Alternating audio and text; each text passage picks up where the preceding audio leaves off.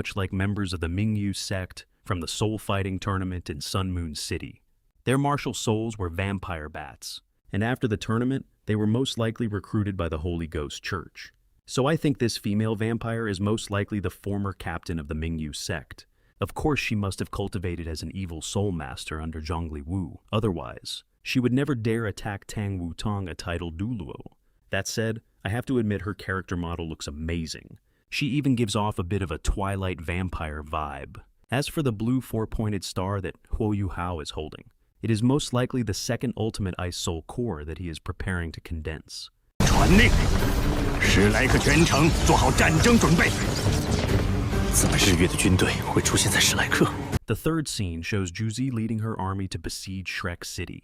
Ever since the Crystal Sun Moon City was bombarded, Juzu had already figured out that the one who led the raid on the city was none other than Huo Yuhao. Without hesitation, she marched her forces straight to the gates of Shrek City and issued an ultimatum. Hand over Huo Yuhao, or the city will be massacred within 10 days.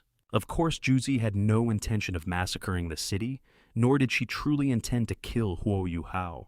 Her real objective was to give Shrek exactly 10 days to call for reinforcements. Once the allied forces of the original three empires arrived at Shrek City, Juzi could dispatch the evil tyrant Soul Engineer Legion, renowned for its speed, to raid the capitals of those three empires. On the other hand, if the three empires chose not to send reinforcements, Juzi would simply launch a full-scale assault on Shrek City. From the audience's perspective, we know that Juzi would never destroy Huo Yuhao's home.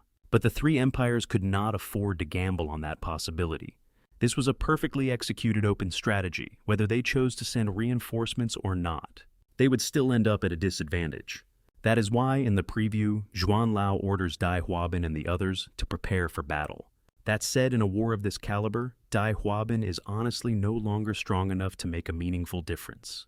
Without the combat power of a titled Duluo, one is simply not qualified to take part in a battle at this level.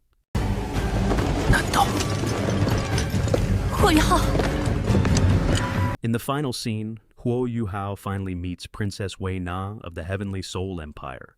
By this point, the Heavenly Soul Empire has already lost all of its territory.